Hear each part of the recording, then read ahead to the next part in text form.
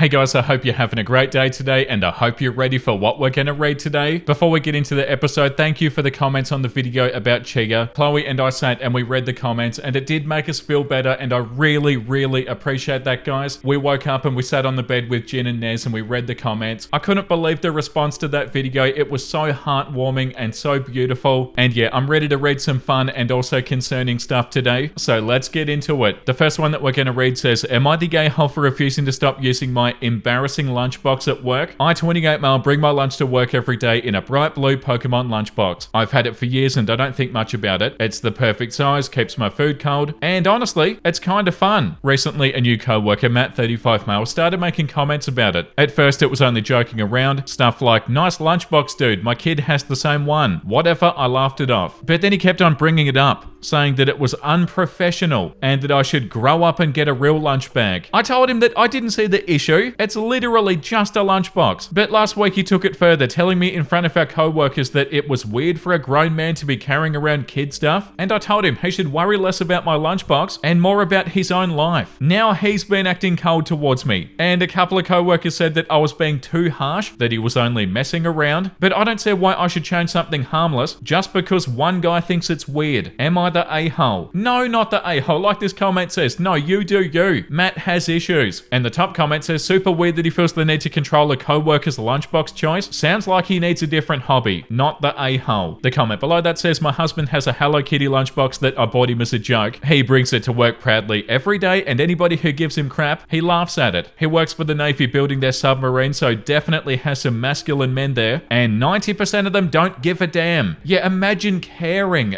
Yeah, this is not your problem, OP. And also, you weren't even that rude. You said that he should focus more on his own life and not on your lunchbox. He absolutely should. That was not unreasonable. The comment below that says, this can't be about a Pokemon lunchbox. Has to have some underlying control issues there. Call it out. It makes it less powerful. Why are you fixated on my lunchbox? Grown men being obsessed with my lunchbox isn't normal. Yeah, it doesn't matter what sort of lunchbox you have. Yeah, in the comment below that one too, I have a sparkly unicorn water bottle. No one steals it. It always finds its way back to me. Matt's trying to put you down and be mean. Ignore him. And the one below that says, not the a-hole. Folks in my office have small collections of Happy Meal toys, bobbleheads, sci-fi posters and stuff. Matt has control issues. Yeah, the fact that you have a Pokemon lunchbox is not an issue. Yeah, definitely not the a-hole, and definitely a not the a-hole consensus here too. The next one says, am I the a-hole for being brutally honest to my wife about cheating? So this happened over the past weekend. We were at a party with friends and this question popped up. We essentially had a small never had I ever game, which is pretty childish looking back, but we're all in our late 20s, so it's not that bad. One of the questions was, never have I ever forgiven a partner for cheating. A few people counted that as something they did, including my wife. I expressed my surprise about it since I wouldn't expect her of all people to give somebody a chance after cheating. Besides that, the night went on just fine, and I was driving us home. I don't drink, I hate alcohol. I asked her about the whole situation with forgiving a partner for cheating. In her words, her ex-boyfriend of so many years back cheated on her. He came clean about it and they tried again, but then he went and did it again in the same manner. She said that she didn't regret giving him a second chance and would do the same if I happened to cheat. I figure that's only her being drunk. I've got no intentions of cheating on her. In absence of any answer from me, she asked me if I'd do the same for her. I bluntly told her that I would not be able to forgive cheating, nor would I ever expect to be forgiven for cheating if I somehow ended up doing it. Short of physical abuse or other heinous acts, it's the worst thing that you can do to somebody that you love. I don't know what happened to her after that, but she stopped talking for the rest of the car ride. And ever since then, she's been dead silent around me. She's not her usual bubbly self and is withdrawn when we have conversations. She avoids any questions about what happened on Saturday night too. I asked our mutual friends about any context I may have missed, and a few said that she must have taken it a bit too hard. As in, me not being able to forgive her for hypothetically cheating means that I don't love her as much as she loves me. Her two oldest friends kind of implied that I shouldn't have been so blunt about it. The top comment says, not the a-hole. This is stupid on her part. Did she cheat? and is sad that you wouldn't be willing to forgive her. Does she have the urge to or plan on doing it and hopes that you'd give her another chance? Either way, it doesn't look good. Just because you can forgive a cheater doesn't mean you can or should. The comment below that one says, I think in her mind that means that you love her less than she does. I don't think the same. For me, cheating was always a breaking point. Could not forgive and would not expect to be forgiven, like you said. But some people have the mindset that if you really love somebody, they could do anything to you and you have to try and give them another chance. I don't don't see it as a sign that she wants to cheat or that she has. Not the a-hole. I talk to her that loving somebody doesn't mean that there aren't any boundaries. The second top comment says, not the a-hole. She's conflating your personal boundaries with your love for her, but personal boundaries and deal breakers are about self-love, not love of another. Not everybody has the same boundaries, and that's more about the person themselves than other people. Yet says that she isn't her usual bubbly self, is withdrawn when we have conversations, and ever since then she's been dead silent around me. The comment below that one says, please don't jump to she must have cheated. It's equally plausible that she feels like OP is judging her for giving her ex a second chance. It reads to me like she was hurt by the experience, came to be at peace with it, but now OP is saying, yeah, that was dumb. I would never forgive that. And she's feeling dumb for giving a second chance and feeling self-conscious that her current partner called her out for it being dumb. Okay, there's an update.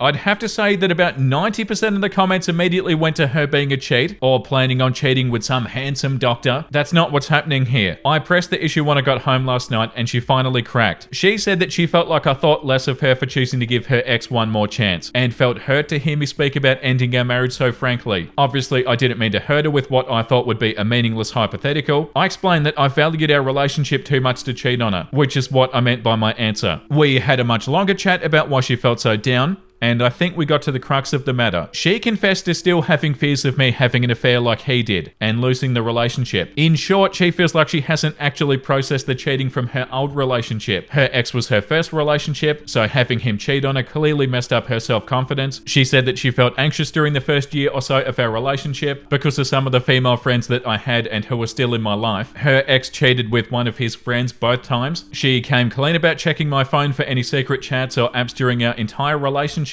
We know each other's passwords and we use each other's phones freely. So when I said that I wouldn't tolerate having an affair, whether it be on my side or hers, she felt guilty about being worried all the time. I think she would benefit from some form of counseling to help get over this, which she does agree with, so now we're planning on getting individual therapy for her and possibly something for both of us. At the same time, I'm reassuring her that this isn't a marriage-ending issue and that I'm not angry at her. Needless to say, things are still off at home, but much better now that it's all out in the open. Yeah, like this comment says, wow, communication. The top comment says it sounds like you had a really productive and healthy conversation about it and came to the right conclusions. I hope she'll actually give counseling a try. You'll both feel a lot better once she can work through it and let go of her fears and insecurities. I wish you all the best. Communication, amazing. The next one says, am I the a-hole for kicking a pregnant woman out of her seat? Okay, so this happened a few hours ago and I've only just calmed down because I hate conflict. Basically, I was doing a long travel day, 5-ish hours, so I booked my train in advance to ensure that I had a reserved seat. When I get on the train, a woman's in my seat, so I politely inform her that I think that's my seat. I show her my ticket and I ask her to move. She checks her ticket and says, well, I must have sat in the wrong seat, and puts her head down. I say that it's my seat and could I please sit in it? At this point, her partner sitting opposite her starts speaking to me in what I perceive to be an aggressive tone. He's suggesting that I find another seat, which there are none because it's busy. And I say, but I booked that seat and there are no other available seats in the carriage. He then raises his voice and says, well, someone else is in our seat and that his missus is pregnant. I say I understand and that I have a heart defect, which I do, and said everybody has their own medical issues and reasons standing for a long period of time might be difficult, and here I could be the a-hole. I ask him to not speak to me in an aggressive tone and that I'll make a complaint. He then starts swearing at me and I ask him to stop. Eventually the woman gets up and allows me to sit there, and he continues to berate me saying that he hopes I feel good for myself and that I'm quiet now that I have my seat, when really I just stopped engaging as I felt there was no point. One of the men who was sat beside him offers that him and his partner sit in the seat opposite me. It's a table seat, at which point he sits his partner down and then laughs at me and points in my face. Eventually, when the ticket inspector comes around, they're asked to move to their assigned seats, and she asks if I'm okay as another passenger had made a complaint on my behalf. Even so, was I the a-hole? Should I have just left them alone as she was pregnant? And did I in any way escalate the situation? Edit, as I don't know how able I'll be to respond to all the comments. Thank you sincerely to everybody that has engaged with the post. I've learned a lot about myself and my ability to let anxiety and overthinking get in the way of trusting my decisions. I honestly came into writing this thinking that I escalated the situation, so to have people affirm that it's just standing my ground and that that's alright has been really gratifying. It has taught me, however, that I have a way to go with standing up for myself and not being such a people pleaser. If I don't get to respond, just know that I appreciate your engagement with my post nonetheless, and it's helped to calm me and give me insight after something incredibly stressful. Yeah, like this comment says, not the a-hole. The self-entitlement sentiment was strong with this couple, and it reads as though you were as reasonable as you could be. I love the fact that they were escorted to their proper seats. The top comment says, not the a-hole. There's no reason why the husband, as the healthy one, should have stayed in his seat. It's ridiculous that after hearing that you have a heart defect, he didn't get out of his seat and give it to his wife, allowing you to take yours. Even if they couldn't sit in their seats, there was no reason for her to have yours. The husband was a selfish ass. Okay, the next one is on Today I Messed Up. Today I messed up by letting family back into my life, unaware that I'd won the lottery years prior. So backstory, I, 36 male, am the youngest of 5 children. Boy, girl, boy, girl, boy. And we grew up in absolute poverty. Mum loved having kids, but she didn't work and dad didn't make enough to support everybody. Poor enough that I remember as an 11 or 12-year-old receiving a single plastic slinky and being absolutely thrilled that I got anything. Growing up with that kind of family was rough. Parents got divorced and dad lived locally, but didn't really do much to try to be a dad, just support financially when legally necessary. And he let it slip once to me that he never wanted any kids. He just loved my mum and she wanted kids, so he went along with it. Obviously, with this kind of dynamic and the absolute lack of resources, home life wasn't great prior to the divorce. I was helping fix drywall at like 5 years old because we could only afford to live in crummy, rundown houses. I remember stripping paint with a steamer and a putty knife at about 6 or 7, and only learnt recently that the house had lead paint. Older siblings did even more housework and probably inhaled a bunch of lead dust and toxic substances. Couple that with the emotional abuse of our parents, and they didn't grow up to be good people. My oldest brother had anger issues and got kicked out of college for fighting people. He got arrested a few times for other stuff involving theft or violence. Older sister struggled with substance abuse, got arrested a few times, ended up involuntarily committed for 72 hours once. She's doing a lot better nowadays, but still an unpleasant person. Next brother went on to be an employee at a large chain store, where I think he might be a manager now. All three still live in the impoverished town that we grew up in. My next sister and I are close enough in age that we're very similar. We both joined the military to escape the poverty trap of our hometown. I joined the army and she went Navy, even at about the same time. While in the service, we both pieced together a bunch of things about our siblings and parents that made everything clear. It was like we both had a connect the dots puzzle that made no sense, and when put together, the outcome was a big sign that said, everybody in this family is awful. She confronted them about it after her contract ended and got kinda dragged into the drama all over again. She moved to a city near the hometown about an hour away and started working there right away. I cut everybody else out of my life. I hadn't spoken to most of them in years, and the others are cursory and obligatory in nature. After my contract ended, I started college using the GI Bill, which not only paid for my tuition, but also paid a monthly housing stipend so that I could focus on school. My family hated that I was basically getting free school to them. Couldn't explain that it meant giving up 4 years of my life for active duty, and I have to drill every month in the reserves, and part of my body is permanently wrecked. To them, it's an unfair advantage. While in school, I had a habit of buying a lottery ticket every month when the GI Bill hit my account. It was borderline superstitious, as I never had any notion of winning. I remember a statistic once that said that men in California have a higher chance at actually being Brad Pitt than winning the lottery. But my final semester, I won. I didn't win screw you money by any means. I won the type of money where you could pay cash for a 3-bedroom, 2-bathroom house with 0.36 acres in a county where housing prices were below the national average, and then have nothing left. Yes, it's specific because that's what I did. I never told any family, including my cool older sister, because as much as I love her, she would almost be obligated to tell the rest of them. The purchase of that home happened when I was 25, so 11 years ago. Since then, I got married and had a kid, and I have an all-around nice and pleasant life. About a year ago, older sister was going to be near where I lived, several time zones away from family for work, and she wanted to visit me so that she could meet my daughter and catch up. Against better judgment, I agreed because my wife wanted to know more about my family, who she'd never met. So sister was staying with us for 3 days before she had to go do her work stuff, and spent the whole time just reminiscing and catching up. At one point during dinner on the second night, she asked about my mortgage, since she paid $900 in rent for something much smaller and no yard. My wife did scoff briefly, unaware that my family didn't know of my financial windfall. Sister, though a troubled individual, is no dummy, and she picked up on that. Her tone shifted from casual to serious, and she asked, what does that mean? I'm not great at lying or improv or doing anything without excess planning. I sat stupefied while trying to figure out what to say before my wife said, well, he used his winnings to just buy the house, thus setting off the chain reaction of questions that culminated with sister finding out that I made 6 digits for free while attending college for free and getting rent paid while not doing any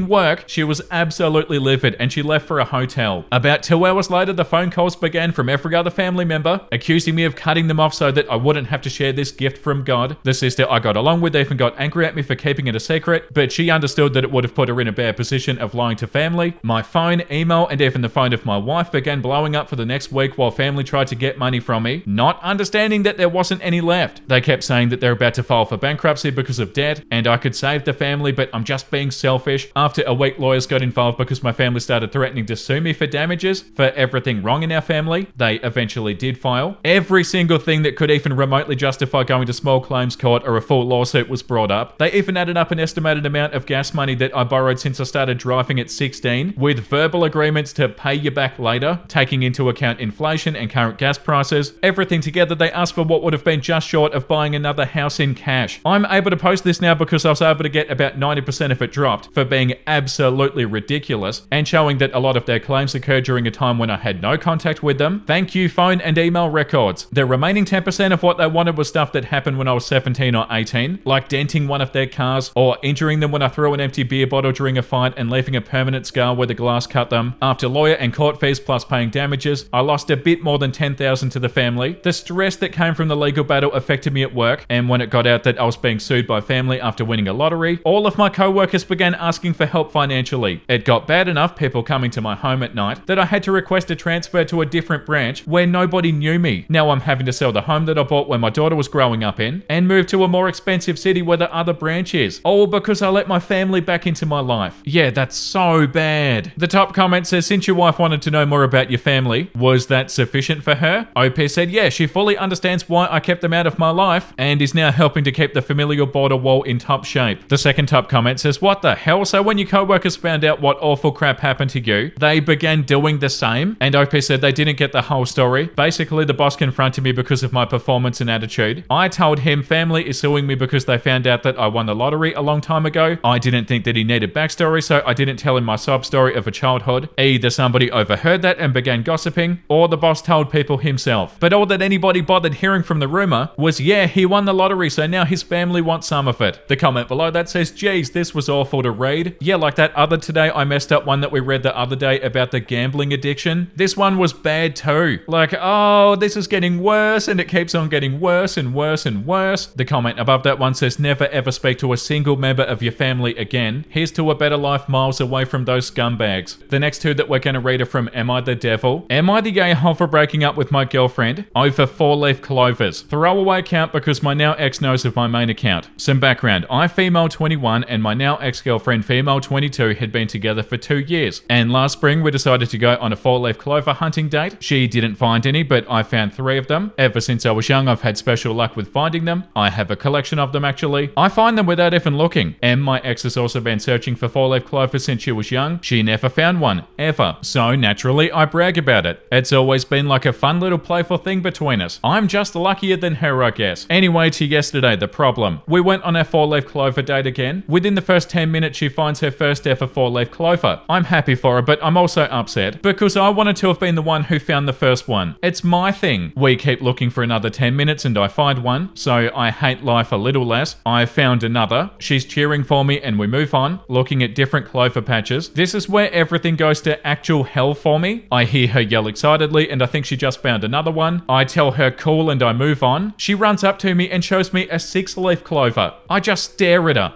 I grab it out of her hand. What the f***? How does somebody who's never found a 4-leaf clover find a 6-leaf clover? Those odds are literally insane. I look at it closely to make sure that she's not either lying just to get at me, or that she's not stupid and it's actually just 2 clovers stuck together or something. Why can't you be happy for her? But no, it's actually a 6-leaf clover. I'm actually so pissed. Why did she get to find the 6-leaf clover? Hello? Who finds a 6-leaf clover? So anyway, I tell her that's insane and I'm taking it. Oh my God. It gets worse. She gets sad and says, nah, she found it. It's hers. We start arguing about who deserves the clover. I tell her I do because I'm a veteran clover hunter and I deserve this to be in my collection. She goes on about it being sentimental or something. She does that stupid manipulation tactic where she starts crying to make me feel bad? It's bullshit, honestly. I tell her, TP, suck it up, I'm keeping the clover. She huffs and wanders off to the car in tears. Whatever, she was being ridiculous. This is sad. I take my time and I look around some more and I find 2 more clovers. I got bored and I decide to leave and to see if she's done pouting. She sat in the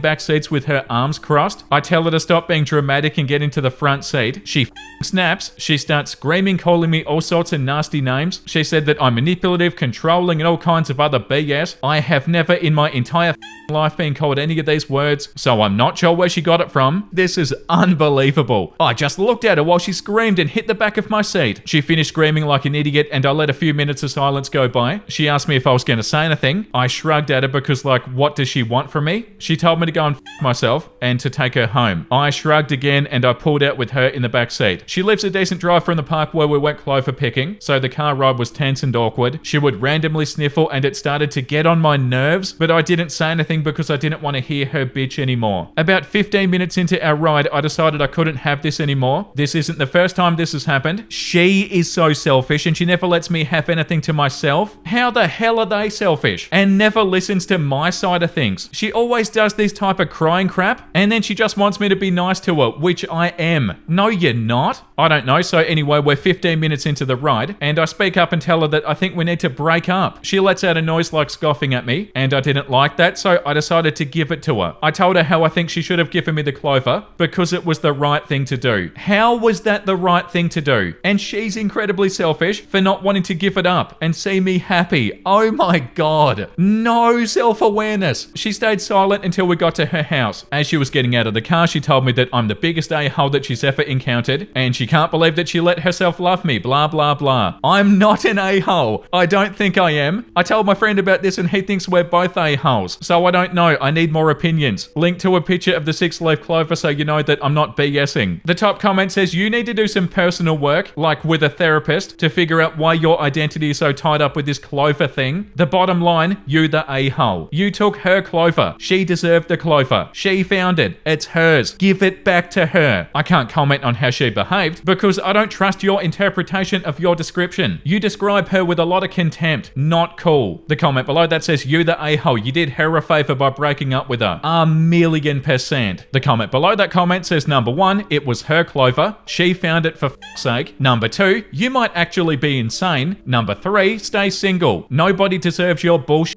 The comment below that says you the a-hole, stay single for a while or a few years or so, maybe even a decade. Figure out what personality disorders you have and get therapy so that you can learn to manage yourself. Focus on your clover collection for now maybe. Clovers don't get hurt the way people do. The comment below that says yeah, you the a-hole. And everything you accused her of being, it's what you are, laughing my ass off. No way you let a clover destroy your relationship. You couldn't even be happy for her that she found a 4-leaf clover before you do, even though you found plenty before. It's good for her that you broke up with her because you're a raging, borderline narcissistic a-hole. Yeah, that's definitely enough for today. I'm not reading any more today. That was way too much. That is by far the most annoying post that I feel like we've read in a long time. Please tell me that it's rage bait. That one is so unbelievably frustrating that, yeah, it's almost unbelievable. I don't want to believe it. I can't believe what we just read. And like that comment said, everything they accused their girlfriend of being was exactly what they were being. Their girlfriend wasn't selfish ever, but the OP was selfish the entire time. And not just selfish, mean. Nasty, awful. That was so cruel. And the bit where they said this is when my life became effing hell, and they described a situation where their girlfriend was happy they found a clover, and OP's life was effing hell because they couldn't be happy for them. Yeah, let's read something wholesome. My wife and I don't have kids yet, so we take our dog out to look at the lights. He absolutely loves it. Oh, that is so cute. That is so beautiful. I love reading something wholesome after the horrifying stuff we read. And that last one was horrifying. But yeah, this wholesome meme is so cute. I love that so much. Thank you for watching, everybody. I hope you had a great time today. And the comment of the day goes to Link's cat. A thought just popped in my head. I think we need a shirt that says the audacity on it. Yeah, 100%. And one that says never keep the peace. It's gonna happen one day, definitely. But yeah, I feel like the audacity on a shirt would be so good because I feel like that's universal enough that, you know, you could wear it and people would read it and pretty much everybody could relate to it too. Link's cat, that's a very good good idea. We have to do that at some point. Okay, I'm out of here. I'll see you in the next episode, everybody. Make sure you look after yourself and make sure you have a beautiful, amazing rest of your day. And I'll see you in the next episode. Bye!